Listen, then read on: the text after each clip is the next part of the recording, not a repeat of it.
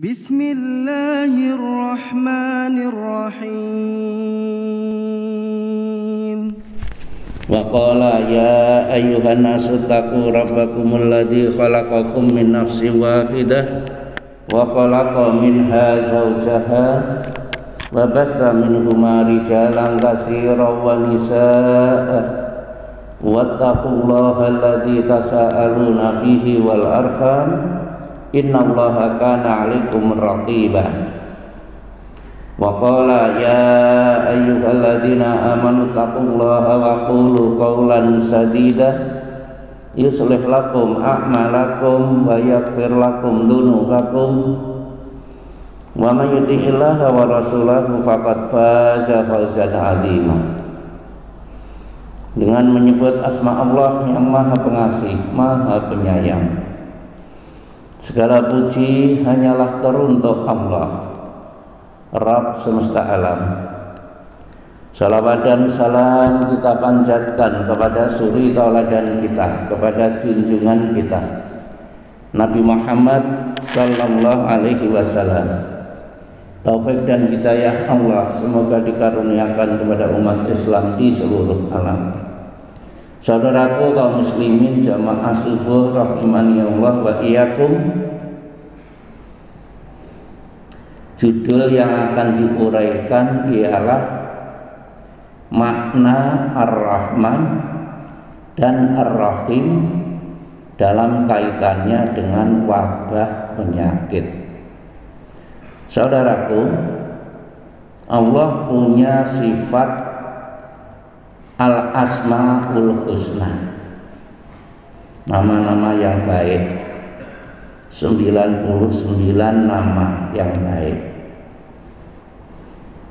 Di antaranya adalah Ar-Rahman dan Ar-Rahim. Apa perbandingan antara Ar-Rahman dan Ar-Rahim? Ada persamaannya, ada perbedaannya. Allah sebagai Ar-Rahman, Allah Maha Pengasih, Maha Penyayang, memberi kepada hambanya. Demikian pula Ar-Rahim. Adapun perbedaannya, kalau Ar-Rahman ini sifatnya lebih umum, sekalipun orang non-Islam bisa mendapatkannya. Tetapi kalau Ar-Rahim itu sifatnya lebih khusus. Perbedaan yang lain, untuk mendapatkan Ar-Rahman ini kita harus melalui usaha kita sendiri. Berbeda kalau dengan Ar-Rahim itu lebih cenderung pada gratis. Misalnya begini, ngomong soal rezeki. Baik orang Islam ataupun non-Islam sama-sama sudah mengerti, untuk mendapatkan rezeki perlu usaha. Dah itu ngerti sendiri. Anaknya juga disekolahkan, ada yang di kedokteran. Sebenarnya ujung-ujungnya ya pengen jadi dokter, pengen cari duit. Yang insinyur sebenarnya juga pengen cari duit. Mencari duit lewat usaha. Lah dalam hal usaha ini Ar-Rahman yang penting punya 4 hal. 1, ilmu. Mau buka warung makanan ya harus punya ilmu masak memasak. Mau buka jahitan juga harus punya ilmu jahit menjahit. Mau buka bengkel harus punya ilmu bengkel. Nomor 1 ilmu. Nomor 2 fasilitas. Fasilitas ini ya modalnya cukup, ya kenyamanan itu termasuk bagian fasilitas. Ada warung makan, gedungnya gede, bagus karena memang modalnya gede. Tapi mau ke situ becek, parkirannya sempit, itu namanya fasilitasnya tidak bagus walaupun modalnya gede. Jadi yang dibutuhkan bukan hanya modal tapi fasilitas. Yang ketiga kerja, yang keempat karya. Apa bedanya kerja dan karya? Kerja ini orangnya.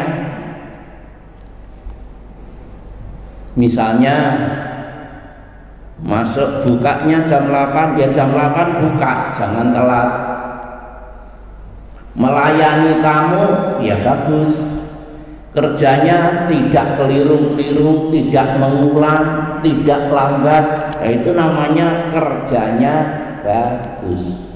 Adapun karya itu hasil yang dinikmati. Seandainya itu makanan, maka yang dibilang karya bagus, begitu dicicipi, wah maknyus, enak sekali. Itu namanya karyanya bagus. Kalau di rumah makan mobil yang karyanya bagus, dinaiki nyaman, AC-nya dingin, remnya batem, kalau belok nggak mudah miring. Nah, itu namanya karyanya bagus. Jadi siapa punya 4 ini, mau Islam atau non Muslim, siapapun dia akan mendapatkannya. Kita lihat dalam hal ekonomi di Indonesia ini yang maju justru non Muslim, mata sipit. Itu duitnya banyak. Lah yang Muslim duitnya malah dikit. Tokoh agama lain, wah pindah dari tempat ibadah satu ke yang lain, sudah ada mobilnya, ada sopirnya, bahkan ada pengawalnya. Wah, mereka melakukan misinya. Sedangkan di sebelahnya ada yang naik angkot. Setelah dilihat taunya, oh Ustadz mau kemana Ustadz? Mau ngisi khutbah Jumat. Nah, Ustadznya naik angkot. Tapi pendeta, pastor punya mobil, ada sopirnya. Kenapa? Karena dalam mendapatkan Ar-Rahman mereka lebih mencukupi. Jadi ini umum, Ar-Rahman ini umum, nggak pandang bulu. Nah, sedangkan Ar-Rahim, kita lihat Al-Qur'annya, surah nomor 65 At-Talaq, ayat 2 dan 3. Ayat 2 yang terakhir aja yang dibaca, a'udzubillahi minasyaitonirrajim. May yattaqillaha yaj'al lahu makhraja. Barang siapa bertakwa kepada Allah, maka akan diberi jalan keluar. Wa yarzuqhu min haitsu la yahtasib. Dan akan diberi rezeki dari arah yang enggak disangka-sangka. Ini rezeki bukan usaha. Ini hadiah dari Allah karena takwa. Ini benar-benar enggak masuk akal. Orang takwa dapat rezeki, padahal ciri takwa salah satunya rajin infak. Coba kita lihat beberapa dalil tentang takwa. Pertama Al-Baqarah ayat-ayat awal. A'udzubillahi minasyaitonirrajim. Alif lam mim. Dzalikal kitabu la raiba fihi hudal lil muttaqin. Petunjuk bagi orang takwa. Siapa orang takwa? Alladzina yu'minuna bil ghaib, iman pada yang ghaib, wa yuqimunas shalah wa mimma razaqnahum yunfiqun. Infak. Orang takwa itu infak. Surah 3 Ali Imran ayat 17 yang namanya takwa. As-sabirina was-sadiqina wal qanitina wal munfiqina wal mustaghfirina bil ashar.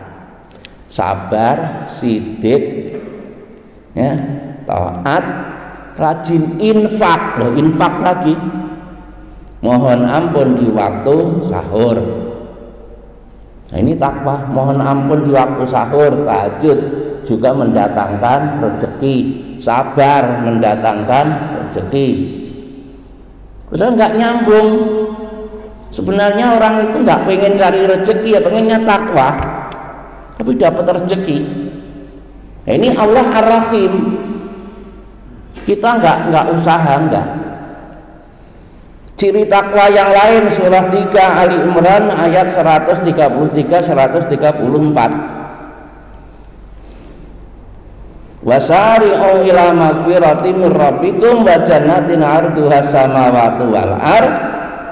Ditutup uiddat lil muttaqin, disediakan bagi orang takwa. Siapa orang takwa?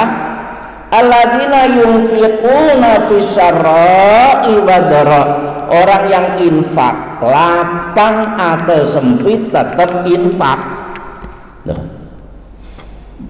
Dengan takwa, bahasa lain rajin infak, maka dapat rezeki. Mikirnya gimana? Nggak ketemu kan? Punya uang 1 juta, pengen nambah duitnya jadi banyak, ya keluarkan, infak. Mikirnya kan kita nggak ketemu. Enggak Pak ya, nggak ketemu ya, dipikir ya. Tapi ayatnya jelas kan? Jelas. Banyak sekali. Bahkan nanti di Al-Baqarah ayat 177 yang namanya takwa nanti, laisal birra antuwalu wujuhakum qibala masyriqi wal maghrib walakinal birra, tetapi kebaikan itu man amana billahi wal yaumil akhiri wal malaikati wal kitabi wan nabiyyin. Iman, kalau diringkas iman. Kemudian yang kedua, wa atal mala ala hubbihi, memberikan harta yang dicintainya, ini infak. Lawil qurba wal yatama wal masakina wa nasabili wasailina wa firriqab. Oh, dia ecer-ecer itu. Baru wa aqamas shalah wa ataz zakah. Jadi 1 iman, 2 infak, 3 sholat, 4 zakat. Jadi situ ada infak dulu, baru sholat, baru zakat. Wal mufuna bi ahdihim idza ahadu, tepat janji. Wasabirina bil ba'sa'i wad dara'i wa hinal ba's, adalah sabar. Lalu ditutup ulaika ladzina shadaqu, itulah orang yang benar. Wa ulaika humul muttaqun, itulah orang yang takwa. Orang takwa itu kayak gitu. Setelah iman, infak. Infak dulu nomor 2, baru sholat, baru zakat. Nah, siapa kayak gitu takwa akan dapat rezeki dari arah yang nggak disangka, dipikir tambah bingung. Duit 1 juta, pengen jadi banyak, ya dikeluarin, ya berkurang. Kok nggak nambah, keluarin lagi, bingung kan? Kurang, keluarin, lalu jadi banyak, nggak ketemu kita. Yaitu namanya Allah Ar-Rahim. Kalau Allah Ar-Rahman, kita harus usaha. Bahasa lain, ini bahasa saya sendiri. Kalau Ar-Rahman tuh gini, tuh ada rezeki, yang mau ambil sendiri, ambil sendiri. Lah yang pinter ngambil orang non muslim, ya dia dapat banyak. Tapi kalau Ar-Rahim, dah ntar saya kasih, yang penting kamu takwa, dah nggak usah mikirin. Nah itu Ar-Rahim, itu dipilih, nggak semua orang. Berarti mencapai tujuan, mencapai sukses lewat 2. 1 usaha, 2 mendekatkan diri kepada Allah. Nah, dalam hal ekonomi kita usaha, kalah usaha kita nggak seperti mereka. Dalam takwa kita belum takwa penuh. Nah, udah lewat mana lagi, nggak maju-maju. Kalau dulu sahabat mungkin usahanya sekedar, tapi dia takwa banget. Lah yang bagus kalau dua-duanya, orang takwa yang jadi pengusaha. Nah itu lain cerita, itu gabung. Inilah makna Ar-Rahman dan Ar-Rahim. Sekarang dalam hal umur, sebentar, rezeki belum selesai. Tadi rezeki itu sifatnya perorangan. Sekarang yang sifatnya kelompok atau negeri atau wilayah. Ayatnya surah 7 Al-A'raf ayat 96. A'udzubillahi minasyaitonirrajim. Walau anna ahlal qura amanu wattaqau, seandainya penduduk suatu negeri iman dan takwa, la fatahna alaihim, fatahna kami buka, la fatahna sungguh pasti aku buka, barakatin minas sama'i wal ardh, pintu-pintu berkah dari langit dan bumi. Modalnya apa? Enggak buka usaha, cukup iman dan takwa. Nah ini Allah Ar-Rahim. Walakin kadzabu, tapi kenyataannya banyak yang dusta, banyak yang imannya bohongan. Fa'akhadnahum bima kanu yaksibun. Nah, hadirin sekalian, ini contohnya yang sekarang ini Turki dengan Erdogan. Dibandingkan sebelum Erdogan dengan sekarang Erdogan, itu gaji pegawai negeri lipat 10 kali lipat. Bayangkan, kalau misalnya dulu gaji 10 juta, sekarang berapa? 100. Kalau di Indonesia misalnya 10 juta naik jadi 12, wow sudah hebat, naik jadi 12. Di sana naiknya 10 kali lipat. Nah udah, di sini nggak kita bahas bagaimana kemajuannya. Padahal Turki ya belum 100% semua rakyatnya iman takwa, belum. Tapi majunya sekarang, Masya Allah, melonjak tinggi. Itu namanya Allah Ar-Rahim. Nah ini kita ini mau ngambil lewat mana? Jalur Ar-Rahman, buka usaha kayaknya enggak, lewat jalur Ar-Rahim. Wong sholatnya juga enggak selalu jamaah di masjid, ada pengajian enggak selalu hadir ngaji, nanggung nganan enggak, ngiri enggak, ya udahlah. La yamutu wala yahya, ora mati ora hidup, itulah keadaan kita sekarang. Ini rezeki. Sekarang umur. Rasulullah SAW bersabda, lafadznya macam-macam. Ada mayuridu ayyunsata rizqahu wa ayyunsa'a fi asarihi falyasil rahimah. Ada yang bunyinya gitu, ada yang nanti man ahabba ayub satu rizqahu, macam-macam. Lafadznya beda-beda, tapi intinya barang siapa ingin di lapangan rezeki, dipanjangkan umur, nggak tanggung-tanggung, dipanjangkan umur, maka hendaklah apa? Ayo, ada yang pernah dengar hadisnya? Barang siapa ingin di lapangan rezeki, ingin dipanjangkan umur, hendaklah apa? Iya betul, bersilaturahim. Itu hadis Bukhari Muslim. Dipikir loh, masa umur dipanjangin?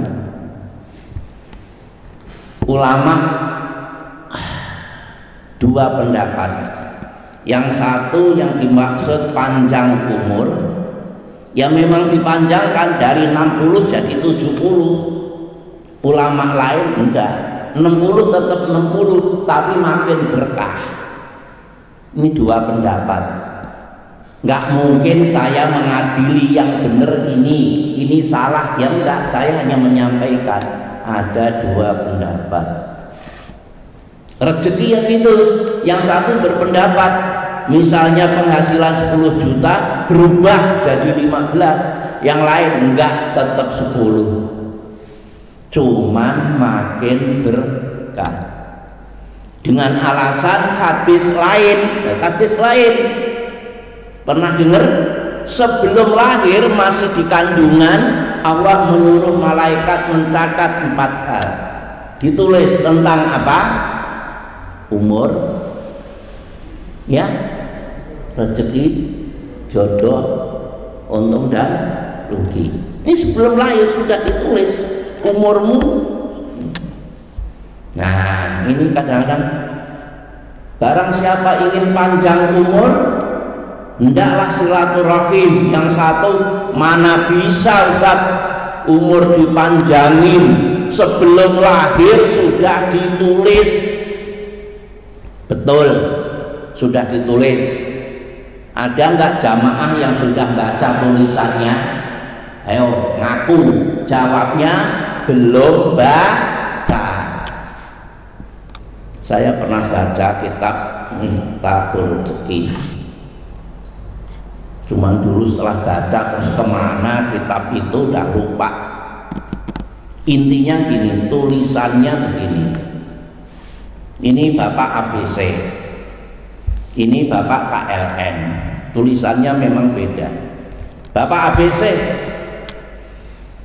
kalau silaturahim umurnya 60. Kalau tidak silaturahim 40. Tapi yang KLM tidak silaturahim ya 60. Kalau silaturahim 80. Memang tulisannya beda. Nah, sekarang yang sini. Kalau silaturahim 60. Kalau tidak 40. Kalau silaturahimnya separuh berarti umurnya 50. Kalau cuma seperempat 45. Enggak silaturahim ya 40. Nah, ini berarti ada usaha. Kalau memang ingin dipanjangkan, nah gitu sesuai tulisan tadi kan nilai 40 ke 60. Pengen 60 silaturahim. Nah, yang di sini pengen 60 apa 80. Ingin 80 silaturahim, enggak ya 60. Bismillah.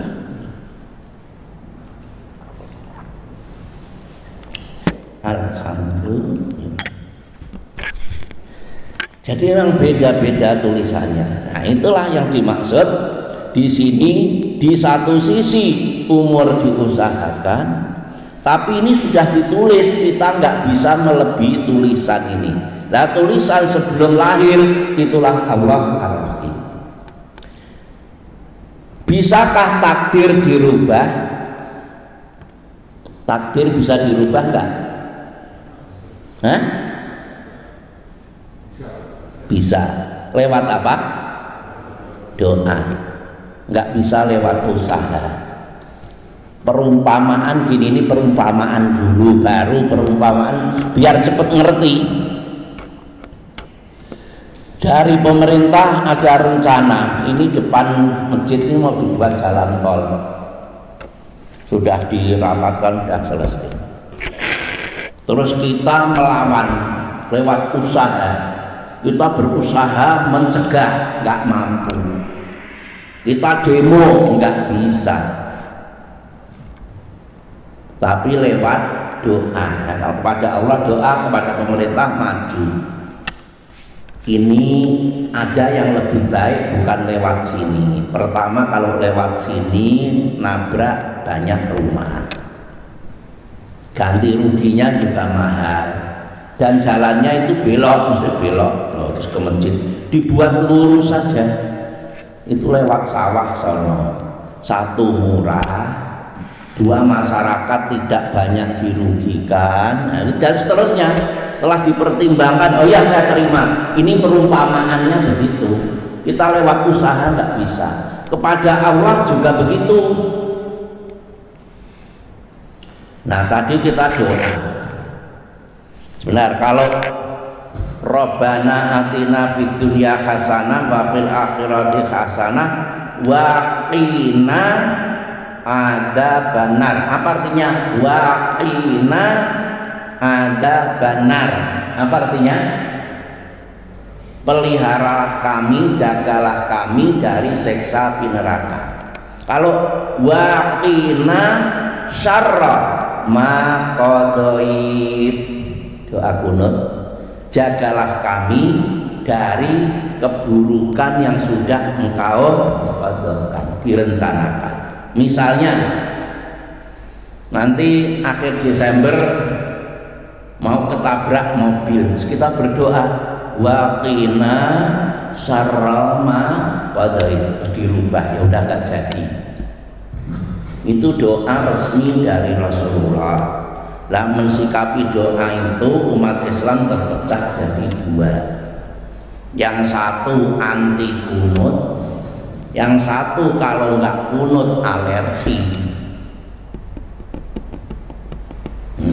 Itu pecahnya. Yang satu seumur hidup nggak pernah kunut, yang satu kalau lupa diganti sujud sahwi. Ya saya nggak ngomong mana salah mana benar, tapi kenyataannya yang ada itu, dan itu nggak pernah akrab.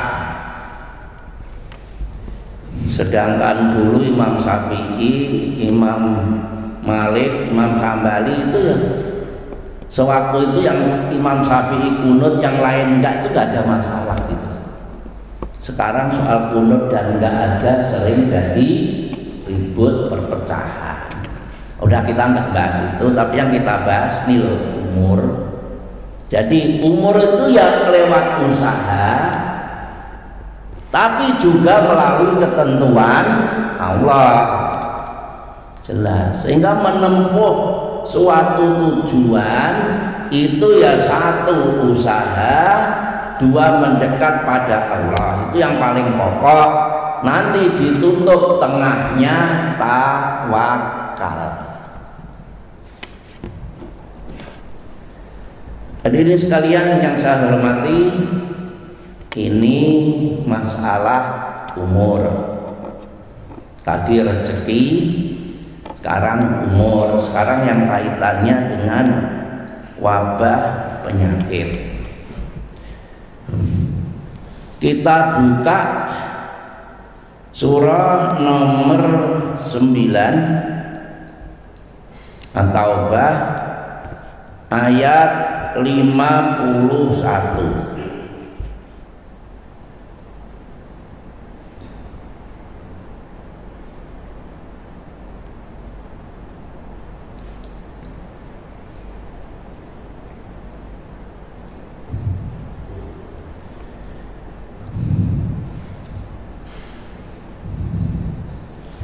A'udzu billahi minasyaitonir rajim.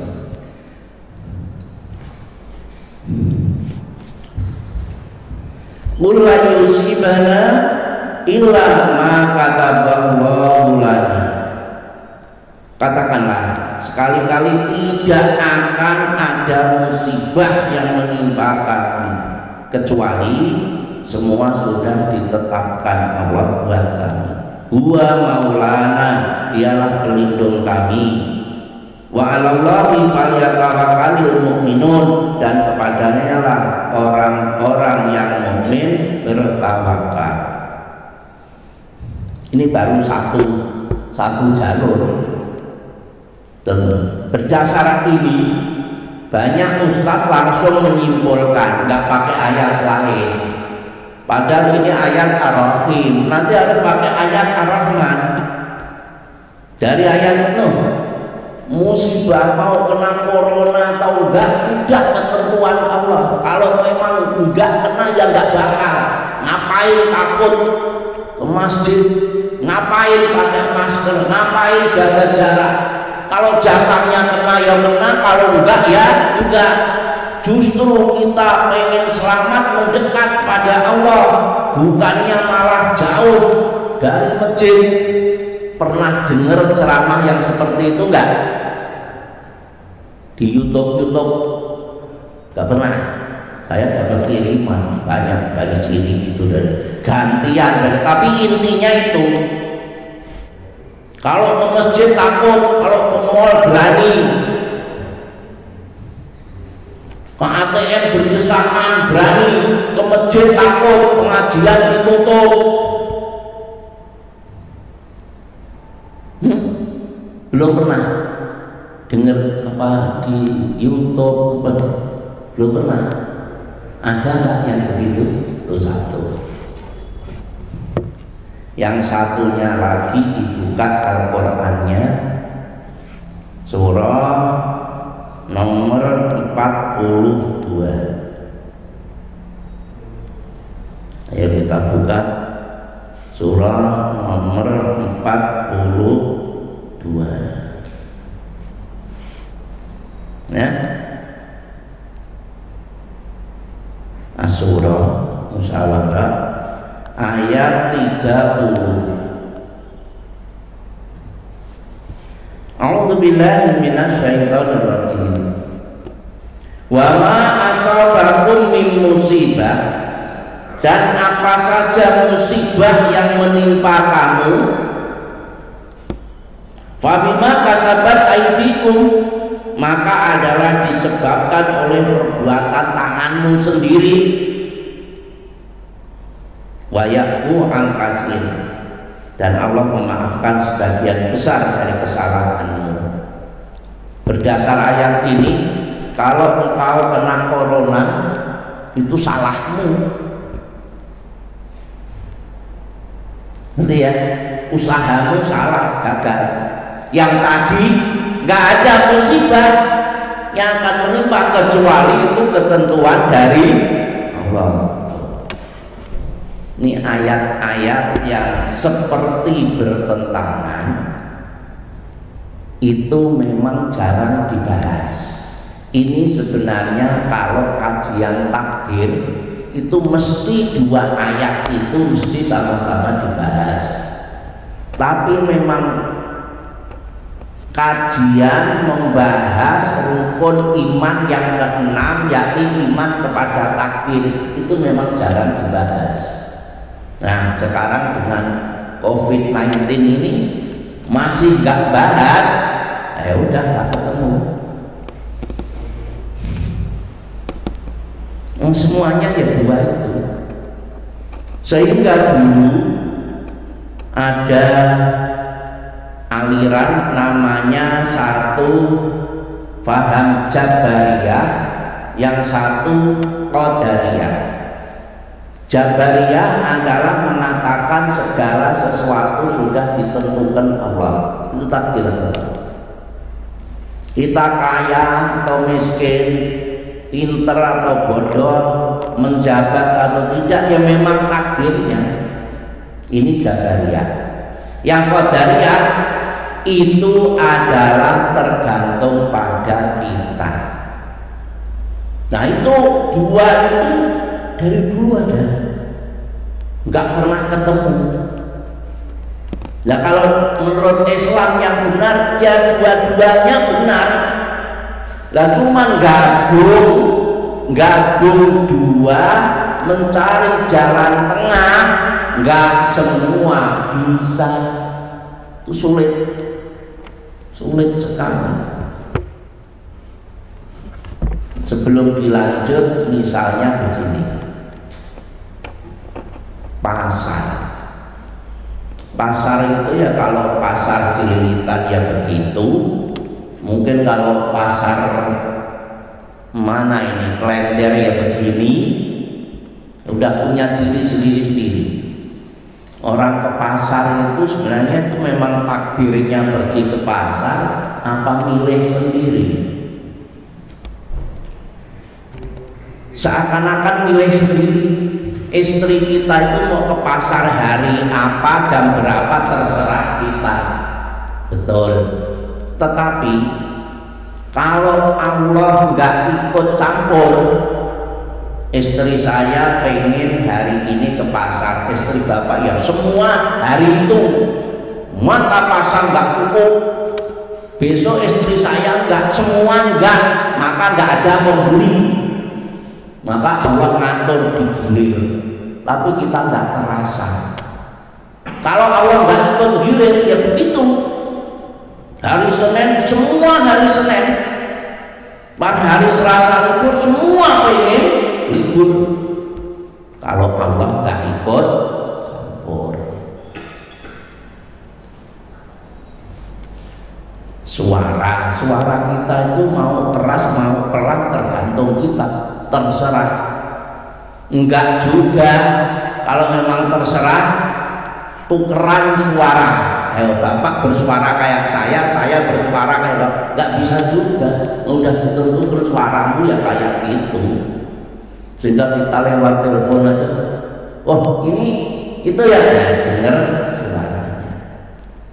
Pokoknya kalau dipikir dan dicari dalil, semua ada jalur Ar-Rahman, ada jalur Ar-Rahim. Nah, yang wabah penyakit. Nah, jadi bagaimana? Ya kita dua-duanya ingin sehat, selain mendekat pada Allah, dua ini protokol kesehatan ya diikuti. Ya ini yang lebih tahu ya yang bidang kesehatan. Saya sebagai ustadz nggak paham apa jaraknya 0,5 meter apa 2 meter, saya nggak paham. Maskernya selembar apa 5 lembar, saya nggak paham. Tapi yang sering terjadi di kalangan umat Islam ini, karena ingin menghindari wabah penyakit, yang ditempuh hanya jalan usaha biar nggak nular, sampai masjidnya ditutup, nggak ada Jumatan. Ada di tempat lain ada yang Jumatannya libur. Padahal harus dua jalur, makin mendekat kepada Allah. Jadi caranya aja diatur. Misalnya begini caranya.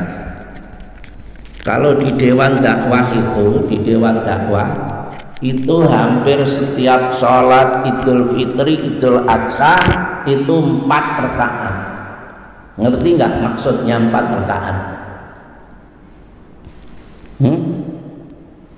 Kok 4 rakaat? Kan sholat Idul Fitri 2 rakaat ya. Tapi ini 4 rakaat. Kenapa? Imamnya 2. Karena nggak cukup 2 rakaat, selesai bubar, imamnya ganti, jamaahnya ganti. Itu cuman sunat. Lah yang wajib, wah ini nggak cukup Ustaz, karena nggak cukup menggunakan kesempatan, tidak Jumatan, tidak sholat jamaah. Nah salah, mestinya makin rajin. Kalau nular gimana? Ya nular jaga jarak, ya masker, jaga 0,5 meter masih nular, ya 2 meter nular, ya 5 meter. Yang penting ini loh, jalur kedua, kaki kedua ini jangan ditinggal, karena semua itu harus 2 kaki. Kenapa yang ditempuh hanya 1? Ini banyak. Pengajian libur, Jumatan tutup, nggak ada sholat jamaah. Nah ini salah, mestinya makin rajin. Lah nggak cukup masjidnya ya 2 kali maghrib, imamnya 2 atau 3. Jumatan ya khutbah bisa bareng, mendengarkan di sono semua. Pas sholat gantian, sholat dulu karena nggak cukup, karena dijaga jarak, selesai pulang yang lain. Mestinya begitu, bukan ditutup. Nah ini kesalahannya di sini. Kan memang harus 2 jalur. Oh sudah, kita setiap mau berbuat disuruh baca Bismillahirrahmanirrahim. Lo 2. Kok prakteknya Bismillahirrahmanirrahim? Rahimnya mana? Nggak ada. Bismillahirrahmanirrahim. Nah, ini salah.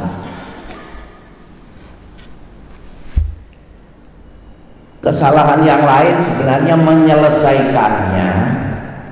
Kita ini baik DKM maupun ustadznya, jamaahnya, yang bukan bidang kesehatan, sebenarnya kita itu nggak ngerti aslinya menular apa enggak, wallahu a'lam. Kalau memang menular, kok ada yang ngadakan konser, habis konser kok juga nggak ada yang tularan. Nah, itu yang bingung di situ. Mau pilkada, numpuk abjuk pemandian, Bang, kok begitu? Tapi kalau orang ke masjid sudah wudhu dari rumah, sudah bersih. Kalau jaraknya kurang lebar kok nular. Nah, itu bingung, kita mikirnya itu bingung. Bukan bantah, ingat, bukan bantah, tapi ini bingung. Yang ketularan itu mestinya yang konser, yang mall gitu kan. Kok ini masjid harus jaga, kalau enggak nular. Kalau konser enggak nular, kalau di pasar enggak. Bingung kita. Walaupun bingung, kita bersyukur karena zaman sekarang ini hampir enggak ada orang sakit jantung mati, itu hampir enggak ada. Orang gagal ginjal, sudah gagal ginjal tetap nggak mati, hebat kan? Gagal ginjal tapi nggak mati, hebat.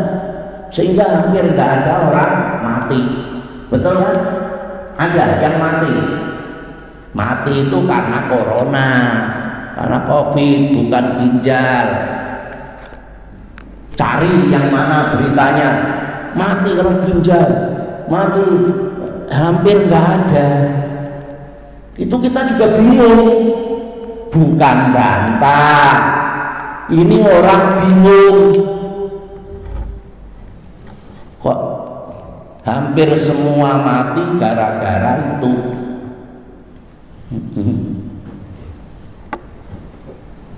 Berangkat dari ini, saya punya jamaah itu sering ngundang saya.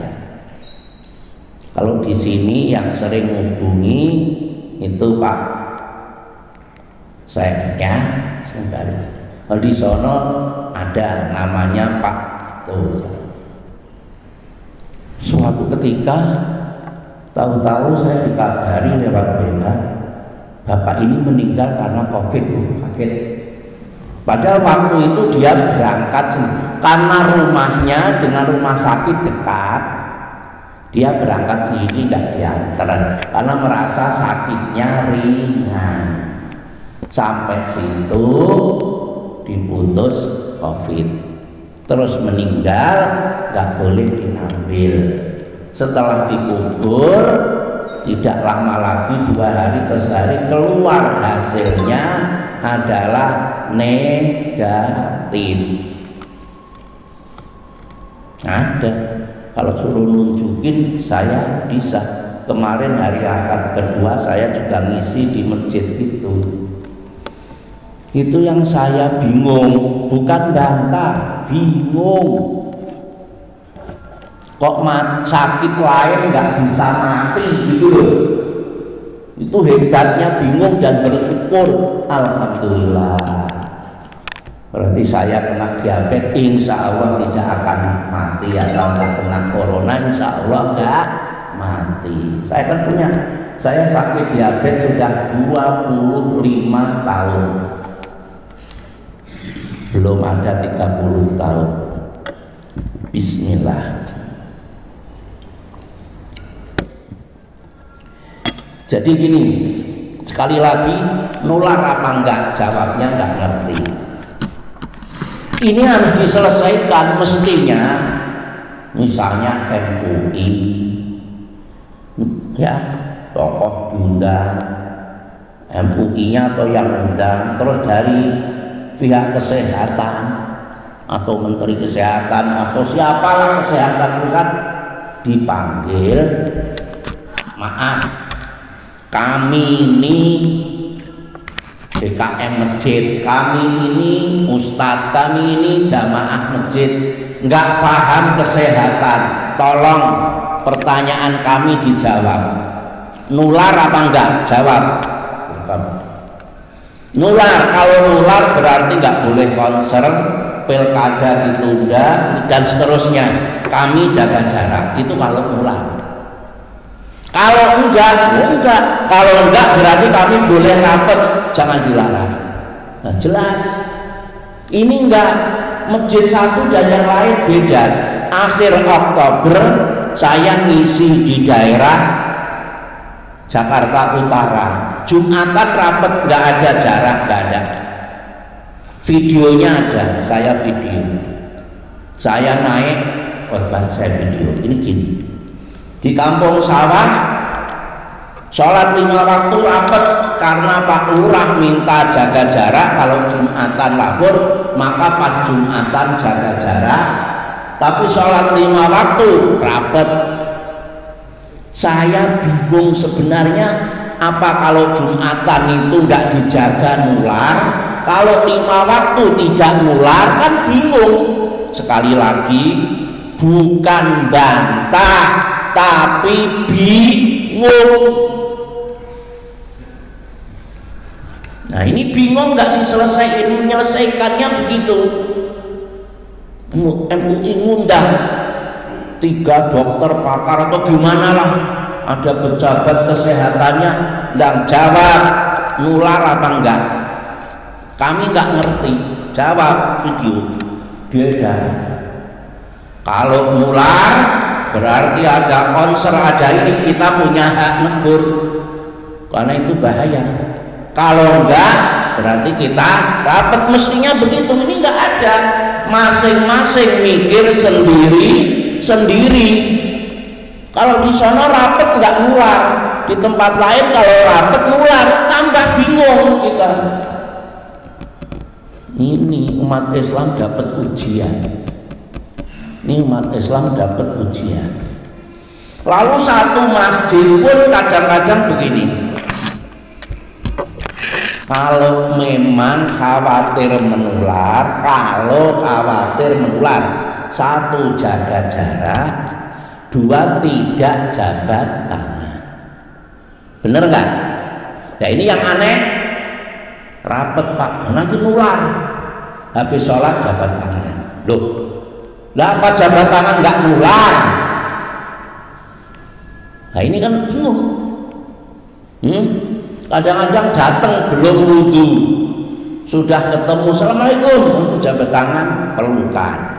Setelah wudhu bersih, nggak boleh rapet, takut nular. Nah tadi yang waktu kotor tidak nular. Nah, ini jamaahnya ya mumet gundule juga itu. Gitu.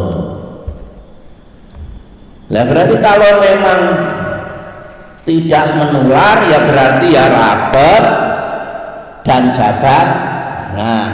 Kalau khawatir menular, renggang, nggak usah jabat tangan. Nah itu seirama. Yang jelas untuk mencapai sehat harus ditempuh 2. 1, bidang usaha. Nah ini yang saya belum tahu. Kalau bidang usaha ini mestinya menurut pikiran kita itu ya MUI, Menteri Kesehatan itu diundang, ditanya, mestinya begitu, baru kita bisa menentukan sikap. Yang kedua, mendekatkan diri kepada Allah, ini jangan ditinggal. Justru ini juga cara sehat, ya kan? Kalau masjidnya nggak cukup, ya digilir, imamnya 2 atau 3, doanya ditambah. Karena kita umat Islam itu harus menempuh dua jalur, yakni lewat Ar-Rahman, lewat Ar-Rahim. Jangan hanya satu usaha, jangan satu saja usaha tapi tidak mendekat pada Allah. Salah. Atau hanya mendekat cari rezeki hanya doa, enggak pakai usaha, itu pincang. Yang satu bismillahirrahman, yang satu bismillahirrahim, enggak bisa. Harus bismillahirrahmanirrahim, urut, enggak boleh bismillahirrahmanirrahim, enggak bisa. Harus usaha, satu usaha, dua mendekat pada Allah, baru tengahnya tawakal. Nah, mungkin itu yang bisa disampaikan untuk menjaga tetap sehat, ditempuh satu usaha, dua mendekat pada Allah. Sekian. Ada pertanyaan? Silahkan ya. Waalaikumsalam. Bingung, memang sudah bingung karena saya ngelakuin sendiri. Nah contohnya begini, saya kalau ketinggalan pak di sini kan waktunya agak lama, ada 10 menit. Nah saya pengen buru-buru sholat itu, sholat kadang-kadang maghrib bisa, kadang-kadang 5 waktu juga di masjid itu. Saya sebutkan saja masjidnya, contoh di Al-Ikhlas, masjid sini di depan budaya saya sebutkan. Seumur-umur semenjak dari corona pak, nggak ada yang jaga jarak. Saya tanya, nggak ada yang apa? Ya yang sebenarnya Pak Haji tadi, Ustaz tadi, dia berdoman tadi, kalau Allah sudah, nah seperti itu, kita kan dikasih akal. Nah kita yang biasa jaga jarak di sini, kita sholat di situ, jadi kita geser-geser tidak deketin, kita salami. Nah di situ Pak Ustaz, makanya dan sampai sekarang ini tidak pernah dengar di situ yang pernah kena. Iya. Nah di situ, nah makanya ini corona ini sudah saya sebut sudah sebagai fitnah akhir zaman dan sebagai politik di bangsa. Ya, nanti Bapak baca, lihat YouTube, judulnya Ustadz Ehsan Tanjung. Menurut dia entah salah entah benar, Yahudi yang pengen nggak rapet, Yahudi yang pengen nggak jabat tangan, Yahudi semua itu bohong. Contoh tempat lain yang rapet, yang nggak masker, nggak ini, yang nggak apa-apa. Termasuk maaf di dekat saya ini rumah dekat dari Ramadan sampai sekarang. Kalau Bapak sekali-kali hadir di situ, ya tanpa masker, tanpa jarak, ya rapet semua 5 waktu rapet terus. Di situ ada masjid dekat rumah saya. Ya yang pakai juga ada 1-2. Nah saya juga nggak ngerti yang benar itu menurut ini kan bukan menurut dalil, tapi ini kan menurut ilmu kesehatan. Saya bukan ahli kesehatan. Nular apa enggak? Ya saya bilang katanya nular, tapi saya lihat konser kok jalan.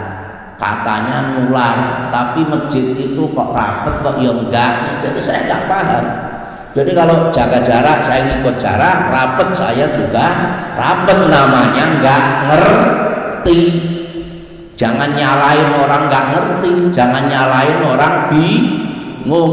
Tapi kalau dalil yang jelas, kalau sampai kita kena, itu mungkin usahanya yang salah, mungkin kita kurang mendekat pada Allah. Mungkin Allah. Atau sudah mendekat, ya memang Allah menghendaki kena. Wallahu a'lam. Ini yang sebenarnya harus diselesaikan caranya tadi, undang. Sebenarnya luar enggak sih? Kita suruh mikir sendiri-sendiri. Satu masjid dengan lain masjid beda. Karena mikir sendiri-sendiri. Nah, mestinya lah kalau saya enggak levelnya undang pusat untuk kelas Indonesia itu enggak level. Saya orang kecil mentil, yang undang itu yang gede-gede itu. Nah sekarang susunan MUI sudah berubah. Kiai Haji Ma'ruf Amin jadi ketua MUI lagi. Tim Samsudin sudah enggak, Tengku Dzulqarnain enggak, gitu kan? Saya dapat WA begitu, wallahu a'lam, benar apa salah nanti dicek lagi. Ada lagi yang lain pertanyaan? Betul itu ya? Hah? Apa? Oh,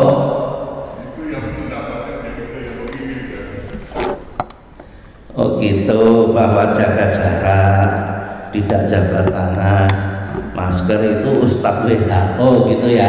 Bahwa alam saya nggak tahu, tapi saya punya video, ada video bapak-bapak, saya nggak mau pakai masker. Apa bikin penyakit? Nafas yang dikeluarkan itu penyakit, ngapain dihisap lagi? Saya nggak mau. Videonya ada, cuma lo suruh nyari lagi itu dulu di mana, itu yang susah. Ada lagi ibu di pasar nggak pakai masker, didatangin polisi, marah-marah, ngapain? Nakut-nakuti, nggak ada.